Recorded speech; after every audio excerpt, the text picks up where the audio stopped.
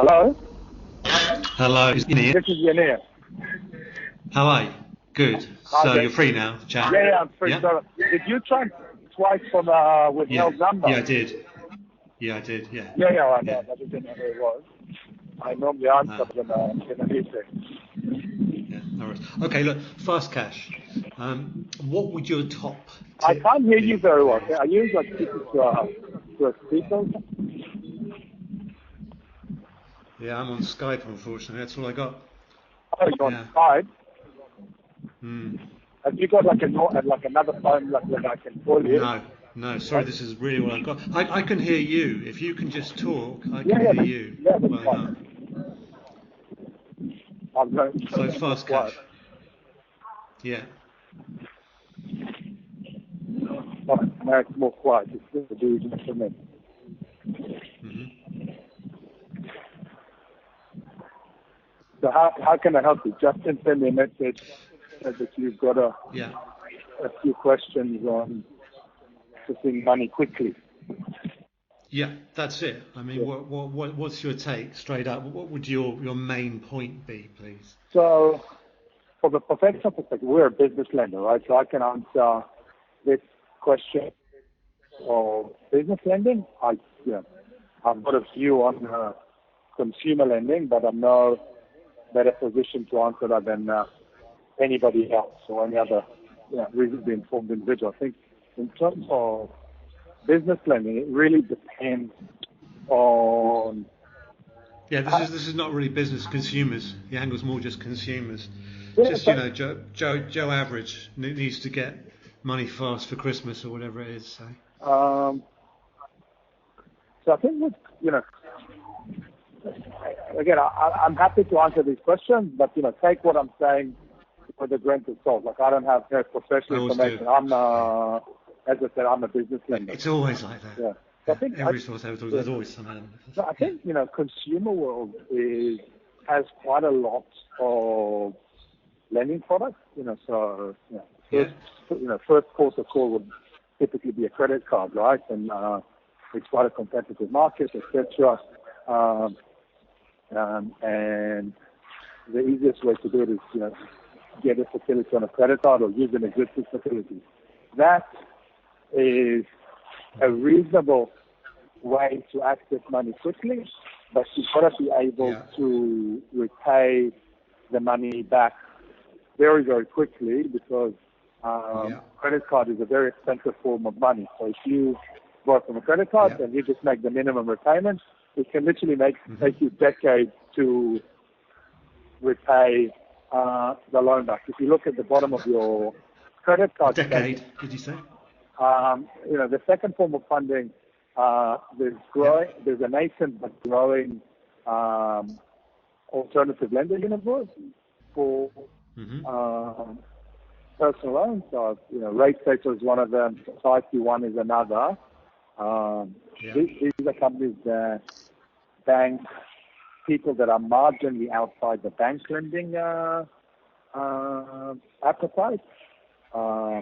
You can probably get longer tenors, amortizing loans that make the repayment possible, and would probably be Hmm. if you don't have a very clear form or cash flow coming in the future to allow you to pay for whatever it is.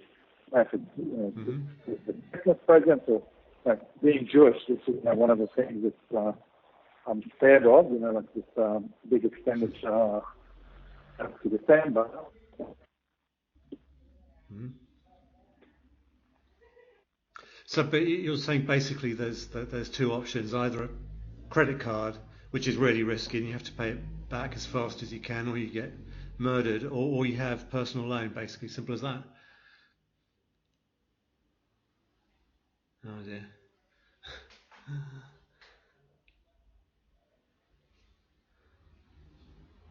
Breaking up, I'm afraid. Can you hear me now? Hello? Hello, sorry, I can hear you now. Yeah, Yeah.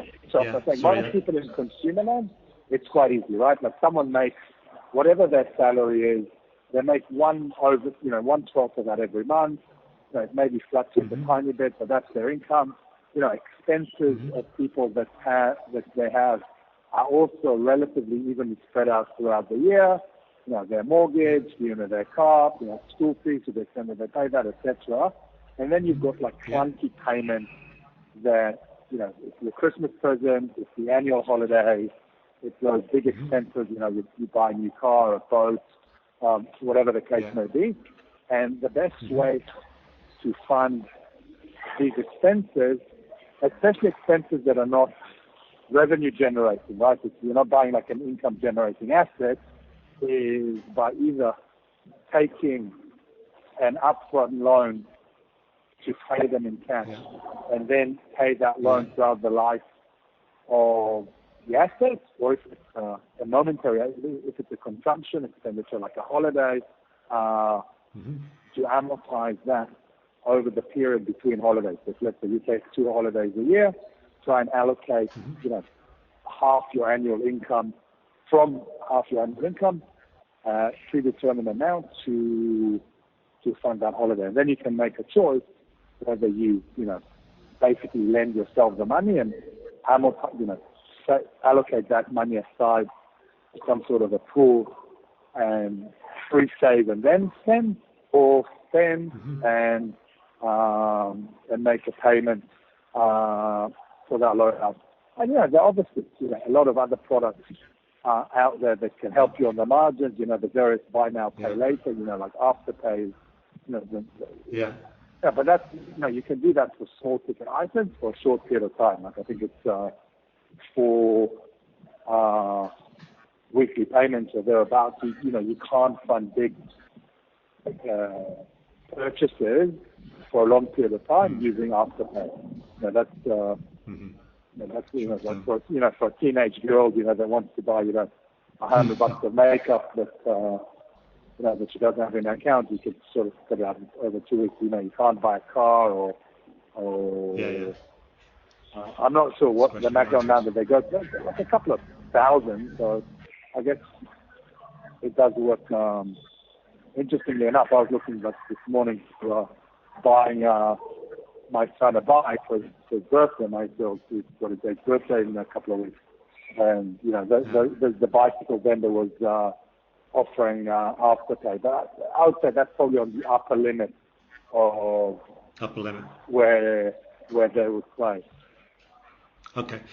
So, but basically, it's reasonably doable. You seem to be saying. Could you give a ballpark figure of what, just roughly what's an acceptable interest rate to pay, please?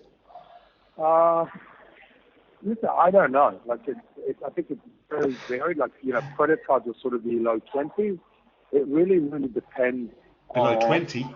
Yeah, low 20s. If you don't pay the full amount, and credit cards are expensive. And how much would you pay then? Could you say that? How much would you personally be willing to pay? Where would you draw the line? Listen, you're asking the wrong person. Like I'm in a, I'm a lender. I'm not a borrower. Right? So, I'm dual income. No. The article is not designed for people like me, right? Like I've got one child. We've got a dual income. My wife's a doctor. Our expenditure is lower than our income. Sure. All right. Everyone will borrow. Everyone will pay as much as they need to borrow the money. So it depends how much it is, right? Yeah. So, but people pay very, very, very high interest rates to get money when they need money, and in a lot of ways, like how high does it go? Because I've seen 10%. Does it go north of that? Really, really high rates, right? Because especially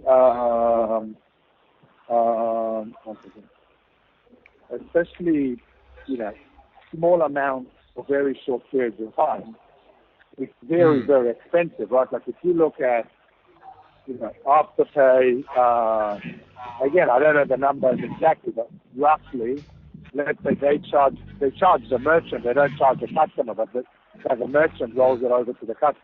If they charge, 3% for 4 weeks, annualize it, right? But if you're borrowing, I'd say that. A $500,000 or $1 million and a half for 20 years to pay for a mortgage, every movement in basis points, like a massive amount, whereas like movement in percentage points on small amounts for short periods of time doesn't make such a big difference in absolute time. That's why this whole idea of percentage rates and annual percent is very, very misleading. Most people don't have the mathematical aptitude to understand those things. It's actually quite complex. Okay, sorry to interrupt you, Yanir. Sorry, I have to rush now. But I think we've got loads of content there. If I may just come back to you to clarify any points later. I'll just pull the transcript together and then I'll be back in touch a bit later. I really appreciate your time and your expertise. Thank you very much.